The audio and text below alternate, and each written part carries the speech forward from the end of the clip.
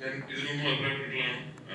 Of course ഇന്നും അങ്ങനെ ഒരു ക്രൈസിസ് മാനേജ്മെന്റിന്റെ ഭാഗമായിട്ട് ഒരു റിലീഫ് പാക്കേജ് ആവശ്യമുള്ള ഒരു മേഖലയാണ് സിനിമ എന്ന് ഒരിക്കലും ഞാൻ പറയില്ല.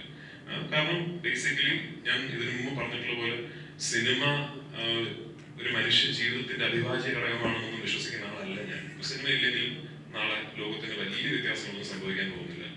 എന്നിരുന്നാൽ പോലും ഇതൊരു വലിയ വ്യവസായ മേഖലയാണ്, വലിയ ഇൻഡസ്ട്രിയാണെന്ന് തിരിച്ചറിഞ്ഞുകൊണ്ട് മറ്റ് ഇൻഡസ്ട്രീസ് അല്ലെങ്കിൽ മറ്റ് ഇത്രയും ആൾക്കാരെ എംപ്ലോയ് ചെയ്യുന്ന ഇത്രയും റവന്യൂ സർക്കാരിനും ഗവൺമെന്റിനൊക്കെ തന്നെ ജനറേറ്റ് ചെയ്യുന്ന ഒരു ഇൻഡസ്ട്രി എന്ന നിലയ്ക്ക് കുറച്ചുകൂടെയൊക്കെ ലീവേ, കുറച്ചുകൂടെയൊക്കെ ഒരു നമുക്ക് സഹായങ്ങൾ തന്നിരുന്നുവെങ്കിൽ ഇനിയും ഫ്ലറിഷ് ചെയ്യാൻ ഒരുപാട് സ്പേസ് ബാക്കിയുള്ള ഒരു സ്ഥലം തന്നെയാണ്. കാരണം നമ്മുടെ സിനിമയിൽ എല്ലാത്തിനും ഡയറക്റ്റ് ടാക്സേഷൻ ഉള്ള ഒരു മേഖലയാണ്.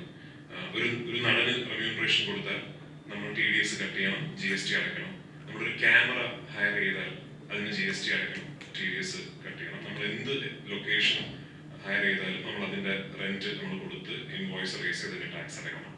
ഈ ഡയറക്റ്റ് ടാക്സേഷൻ എല്ലാം കഴിഞ്ഞതിന് ശേഷം സിനിമ തിയേറ്ററിൽ എത്തുമ്പോൾ വീണ്ടും ഉണ്ട് എന്റർടൈൻമെന്റ് ടാക്സ്, ഇൻഡയറക്റ്റ് ടാക്സേഷനും ഉണ്ട്. അപ്പൊ ഡയറക്റ്റ് ടാക്സേഷൻ, അതിന് മുകളിൽ ഇൻഡയറക്റ്റ് ടാക്സേഷൻ, ഇതെല്ലാം ഏറ്റവും ഹയസ്റ്റ് സ്ലാബിൽ ടാക്സ് കൊടുക്കുന്ന ഒരു ഇൻഡസ്ട്രിയാണ്. അതിനെന്തെങ്കിലും ഒരു കൺസിഡറേഷൻ വന്നാൽ റവന്യൂ ഭയങ്കരമായിട്ട് കൂടും, എസ്പെഷ്യലി മലയാള സിനിമ. അതിനുള്ള സാധ്യത ഇപ്പോഴും ഇതിലുണ്ട്. പിന്നെ പലരും തിരിച്ചറിയാത്തത് ഡയറക്റ്റ് എംപ്ലോയ്മെന്റ് മാത്രമല്ല, ആൻസിലറി എംപ്ലോയ്മെന്റ് അവന്യൂസ് ഒരുപാടുള്ള ഇൻഡസ്ട്രിയാണ് നമ്മുടെ.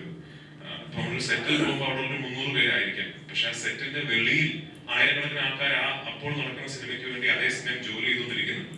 അത് ചിലപ്പോൾ അങ്ങോട്ടുള്ള സപ്ലയേഴ്സ് ആയിരിക്കാം, കുറച്ചപ്പുറത്ത് മെസ്സ് ഉണ്ടാകാം, അവിടെ വർക്ക് ചെയ്യുന്നവരായിരിക്കാം. നമ്മളൊരു പെർട്ടിക്കുലർ ടൗണിൽ ഷൂട്ടിംഗ് നടക്കുമ്പോൾ ആ ടൗണിലെ ഒരു പ്രധാനപ്പെട്ട പെട്രോൾ പമ്പിൽ ആ മാസം ഭയങ്കരമായിട്ട് റവന്യൂ കൂടും, കാരണം അത്രയും വണ്ടികളോട് ഓടില്ല. അങ്ങനെ ഒരുപാട് ഇൻഡയറക്ട് റവന്യൂ സ്ട്രീംസും ഇതിൽ ഇൻവോൾവ് ആണ്. അപ്പൊ അതെല്ലാം കണക്കിലെടുത്ത് തീർച്ചയായിട്ടും സർക്കാരിന്റെ ഭാഗത്ത് നിന്ന് സിനിമാ വ്യവസായത്തിന് കുറച്ചുകൂടെ ഒന്നുകൂടെ ക്ലോസ്ലി നോക്കിക്കാണ്ടാണെന്ന് വിശ്വസിക്കുന്നത്. ഇത്രയും വലിയൊരു തൊഴിൽ മേഖലയിൽ